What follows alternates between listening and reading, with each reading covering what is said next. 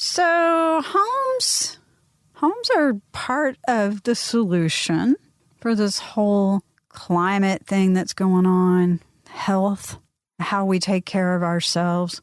But they're also part of the problem. This is kind of a conundrum, huh? Kind of like the old duality of man discussion. It is. But isn't this a fun topic? It can be.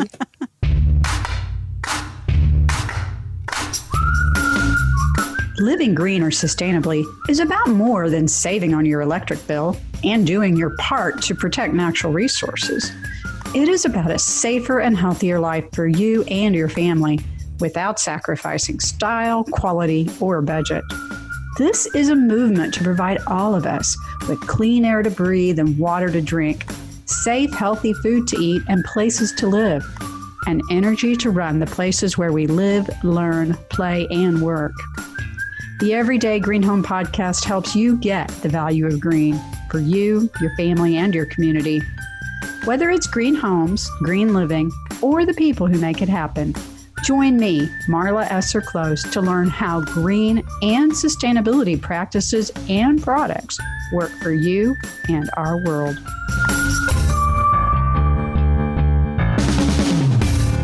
Hey, y'all, this is Marla, the Green Home Coach, and in studio today, face-to-face with Tony Pratte. of the Soundroom. Woohoo! Yay!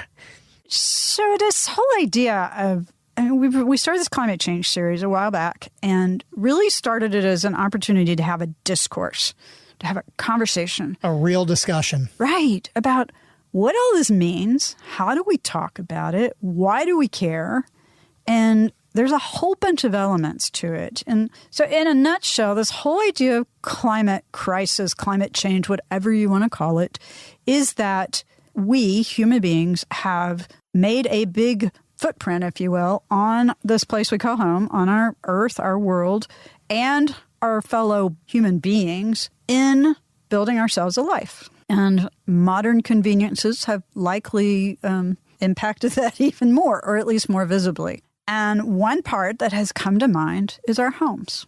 And our homes, because buildings, and you check this on the internet, buildings, including homes, including commercial, are about 40% of the load right now. That sounds about right. When you think about it, what it takes to make a home, to build a commercial building, there's an impact. Oh, heck yes. There's an impact across a whole lot of industries. Yes. And it sometimes is a little bit staggering to think about it all, honestly, because it really kind of, if you really try to take the whole thing at once, it's like, oh, that's a lot. I don't think most people really understand the full impact of that. Well, you have a point. That process. You have a point. Everybody thinks the structure, right? What goes into building the structure. But they're not really thinking of, well, where's the material come from? What happens after the structure is complete? How do they power it? How do they maintain it? See, that's the part I thought is that people think about, we've been so, pardon my term, hung up on energy use, conservation, and efficiency for years. That, to me, that was the way I would sense that most people would perceive how homes contribute to the problem. Okay, I could see that because you're thinking energy usage, natural gas, coal, right. Whatever it is to make electricity, to make natural gas for heating, all 9 yards. That makes sense because it all makes sense. Well, for most people, yes, I have to drill or I have to convert something to make the energy to run the house. True. Both are completely valid, right? Oh, absolutely. So it's a trade-off. Oh, it is. And there's another one that we use a lot, and that's water. Oh, yeah. So here's the thing. Let me kind of set the table for you. That came out wrong. At any rate, when we look at homes from a green certification, and this word green has become so catch-all, but that is a certification. Sustainable, high-performance, green. Essentially, we are building or remodel, reconstructing, renovating, pick your a home or structure so that it has a healthier, more controllable, like comfort, energy, water use, etc. Thank you, Suzanne Shelton, for saying control is a good way to look at it in addition to health and wellness.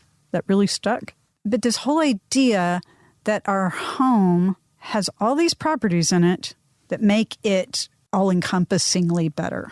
Okay. That's kind of a big mouthful. So in that, there's the 6 different categories of things that we look at. Right.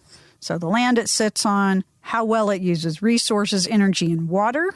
Hold that thought. We're going to come back to those 3. Its indoor air and indoor environmental quality, big aspect of health, and then how it is operated and maintained. Which, oh, by the way, is one of the very greenest things you can do because it sustains that home or structure into the future.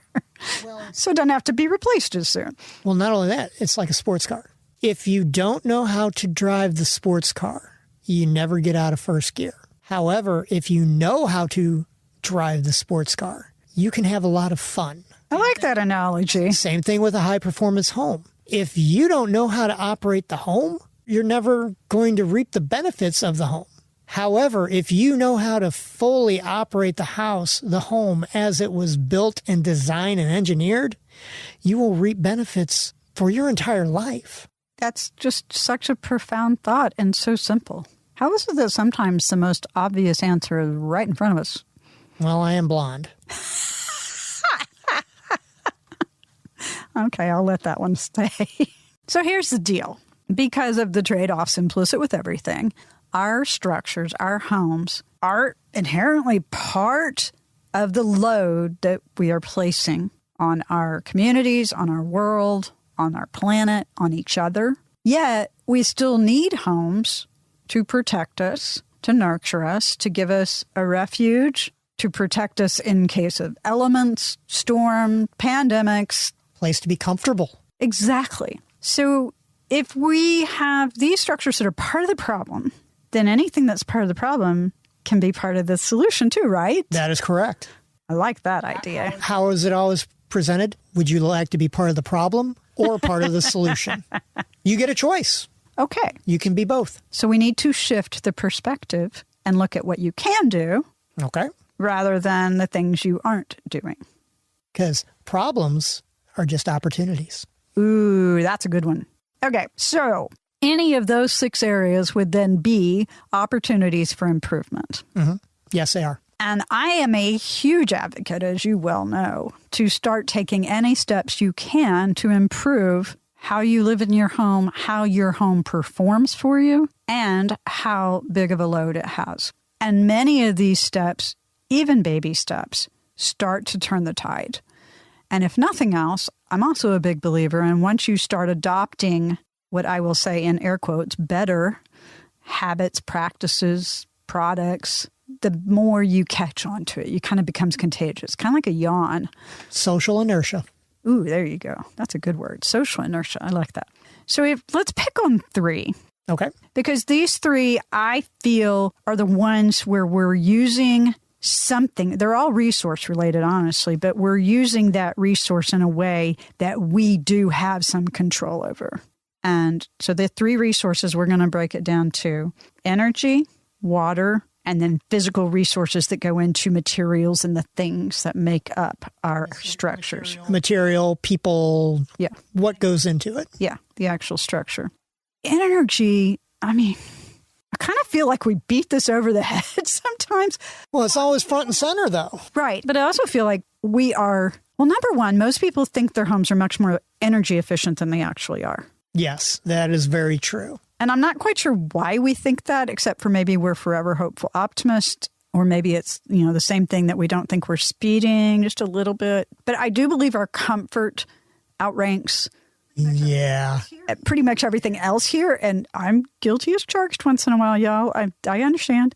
We all have different levels of comfort. So personal. For me, I hate being cold.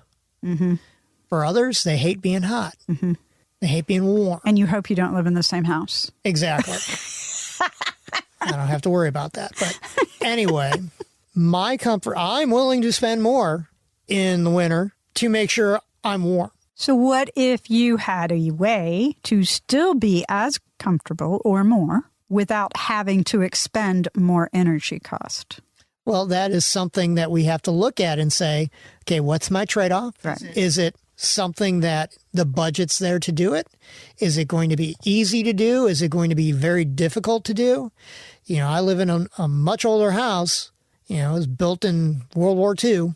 I do what I can with it, but I can't always put the most latest and greatest, most efficient equipment in there just because it's not really compatible. But every improvement is improvement. Exactly. So don't get in all hung up that if you can't do everything, don't do anything. Just because I can't do the big stuff doesn't mean I can't do the little stuff. So I'm going to guess you probably have replaced most of your bulbs with LEDs. Yes, I have. You may be a little bit more mindful about how much you plug in. And that's a hard one today because... It is a hard one today. One, I work for a high-end electronics retailer, and I have a whole lot of computers. They're always plugged in. So you do buy Energy Star computers, right? Oh, yeah. Okay. So that's another way. So you have a couple of choices here with energy. You actually have a lot of choices with energy, but you can get something that is more efficient, so it uses less energy when it's running. Mm-hmm. You can conserve energy by turning things off. By the way, folks, if we just got rid of the waste in any of these categories. Oh, that's all it takes sometimes. If we just got rid of the waste, we would improve things so much. So how do you cut down the waste and energy in your house? Unplug things that don't need to be plugged in. Okay. Especially things with a remote. Well, not only that, it's not the... Or a clock. Well, it's powered off, but it's still plugged in. Phantom draw. Phantom draw. Phantom draw is a big one. If you can eliminate phantom draw, hey, you've already made a huge step, in my opinion. Okay, what else? We said LED light bulbs. LED light bulbs, Energy Star appliances, because appliances do need to be replaced. So every time you have to replace something, I make sure it's Energy Star. up level it. Yeah. Yeah, I do the same thing. And they're not really any more expensive now. No, they're not. Just get better. I also find, just getting rid of the drafts in the house.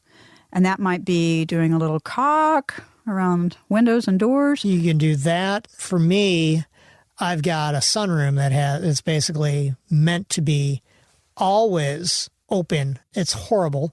It's got those little tilt windows that are, like 4 inches tall.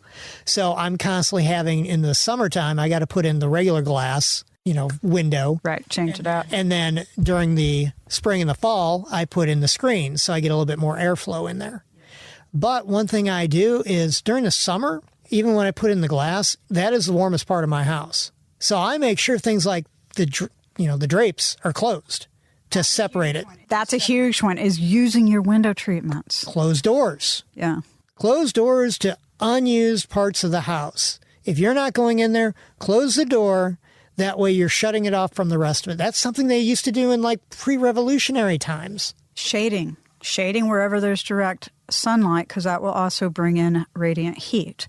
Shading your... Now, you have to be careful with this one, but if your air compressor in the back... Yes. For your air conditioner is in the direct sun, you can't put anything around it because you don't want it crowded. But if there is a way to put a lattice 6 feet away or something like that that does shade it, that's going to make it not work as hard. Right, because when the equipment is hot, right, it's thinking it's really hot outside. And it runs harder. When you have the chance to go to bigger ticket items, making sure that your house is built as airtight as possible and has good ventilation. We can get into all sorts of big ticket things, making sure your heating and cooling systems are properly designed and sized, which is a big ticket item. But when you start with these little items and you have this mindset of, hey, where can I just not waste something? Really, the things we talk about, they're really made for the existing home market. Because if you're buying a brand new house today, most municipalities have codes. Sure. And they have codified a lot of this. So you don't have to necessarily worry as much. It's great to educate yourself. You still got to behave. It's great to educate yourself. At least most of the time. However, a lot of this municipalities have already thought of and have mandated it as it's being built. But not everywhere. Not everywhere. So hang tight, folks. And we're going to come back and tackle water and the resources. So, Tony, we've been talking about how we can make our homes part of the solution. Instead of the problem? Right. But the solution what? Well, the solution to the climate crisis. Yeah. This is all, building a home, building a building, it has an impact on the environment. And it has to. Sometimes it's good, sometimes it's bad. Well, we're back to these trade-offs. Exactly. Well, some build in a less impactful manner, some in a more impactful manner. So if we can fully understand the process and what all is involved. We, like everyday people? Everyday people. We can understand that? We can make choices, yes. We can make choices because we understand the process. We educate ourselves. And this is a good time. There's many professionals out there that can help you understand this better, help you make choices, and sometimes you can easily find a builder or remodeler or a heating and cooling contractor continuing down the line. And sometimes you may have to ask a little bit more. And there's so many resources available for free on the internet. Okay, so one of my favorite new ones is this new website called Home Performance Counts that was put out as a joint project between the National Association of Realtors and the National Association of Home Builders. Very easy to understand, very high-level information and education about what to look for in a home and what kind of challenges that may be existing in a home you're living in now and how you can find a home that gets above those challenges or does not have those challenges. It's really been a really great website, and I've recommended it to so many people. So I will make sure to put that in the show notes for y'all. Absolutely. And not only that, think of the two sources you just said in there. Right. We're talking experts in the real estate market and the construction market. And they are, I wasn't going to go down the politics road today, but both of these organizations are the two key advocates for housing. Yes. In our federal government, our states, and our local. Yeah. And if you think about it, they are the two big forces in the real estate world, and residential real estate at least. So, yeah, having those two organizations come together to create this resource was pretty awesome. And we keep talking about trade-offs. They both understand the trade-offs. Yes. Between price and performance. Now, we are getting smarter at this. It does not necessarily have to cost a lot more. Correct. And that small amount more that it is going to cost in most cases usually is offset pretty quickly by less in operations and maintenance cost and time and hassle. Hassle's my biggie. I don't want hassle free. So don't discount this that you cannot do something, because you can. And you, oh mighty home dweller, are going to reap the benefits of more health, more control, more comfort, and hopefully less time, energy, and money being spent to live in your home, that day-to-day stuff. That's really the whole idea. I love the idea of having a home that performs for us, that works for us, not that we have to work on all the time. Well, and you keep talking about convenience and less hassle. Yeah. Remember, manufacturers are really starting to get involved with this, and they're looking at their products as well. True. In the United States, you have one specific state that is responsible for a lot of the construction, and their mandates on what their environmental standards are higher than everywhere else. So a lot of the manufacturers are just saying, you know what, I'm going to make my stuff to pass there, to go in there, and then that's what's available for everybody else. Okay, y'all, leave in the comments which state that is. Should be pretty easy to figure out, actually. Right? It's not Oklahoma. It's not Missouri either. Missouri, one of 3 states in the union not to have a universal building code. I know. That's true. Okay, we've really talked about energy, and it is such a big one because energy not only powers our homes, it powers everything to make everything in our homes. So let's move on to that. Okay. All the stuff that comes into our homes, all the materials, all the finishes, all the appliances, all the cabinetry, all the wood. I could go on, right? Yes, you could. So all of that requires energy, water, and materials. Right. And we don't think about that. Oh, no. Especially water. It just shows up in the store or in our home. Water is our scarcest resource. More scarce than oil, more valuable than oil. And we can't live without it. Can't live without it. And 1 billion people a day do not have access to clean water. That probably sounds about right. Yeah, 1 billion people worldwide. Now, water is one of those components that's necessary for manufacturing, recycling. I did a section on this. Oh my gosh, blew me away how much water it takes to make things. Pair of jeans. I think it's 1,200 gallons. Yeah. And it takes, here's the clincher, folks. It takes water to make electricity. And it takes electricity to make, quote unquote, water.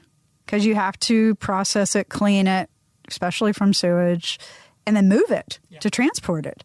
So this symbiotic relationship, every time we quit wasting as much, we're lowering how much we use in multiple categories. So there's this ripple effect. And this is part of the reason just using what you need has become such an important thing to keep in mind, because then we're not wasting all kinds of resources. Well, and this gets back into those granular details as you start to drill down and you see the material behind the process. It can be amazing and it can be terrifying at the same time. But we just don't assume that these resources are being used in industrial processes. Nobody thinks about this. No. Well, we don't see it. It's just like we don't know where our food comes from. Correct. We have no idea. I was looking for a gift on Amazon. That's got a double-edged sword, right? And it was a sustainably minded gift, and bragged about how eco-friendly it was on sustainable wood, sustainable soy printing, shrink-wrapped. Well, that's not ironic. Right? Okay. And part of this is the pandemic created some overly excited folks about things being protected. The irony of that. Yeah. I now buy a toilet paper from a company that actually has done a lot of cool things. But they did a study on whether or not they should wrap their toilet paper in plastic or in paper. And they chose paper, and they have to wrap each individual roll. But they actually calculated their total impact, and it was less wrapping each individual roll in paper than it was to bulk together and wrap like a dozen rolls or whatever the magic number was in plastic. Oh, that's interesting. So this gets into some serious thinking. And then you start looking at the life cycle analysis and blah, blah, blah, blah, blah. So you cannot study every single decision ad nauseum. I get it. So what do you do? Best thing to do, educate yourself first. Have an idea. Look at the big purchases. Understand the trade-offs of the big purchases, this one versus that one. Okay. If products are equal, always go with the one that has the lowest impact. Yep. If products are not equal, well, then ask yourself, are you willing to live with the performance of a lower product for a lower impact? Yeah. For some things, we are. Some things we're not. Yeah. We make these decisions every day. Yeah, absolutely. And you also have to give grace to yourself because you're not going to do anything 100% of the time. You can't be perfect. No. So give yourself that grace. I generally aim to do something that I have adopted as a new habit or a new way of thinking 80% of the time. If you can do the best you can, then that's all anybody can ask for. So let's talk about a couple specifics.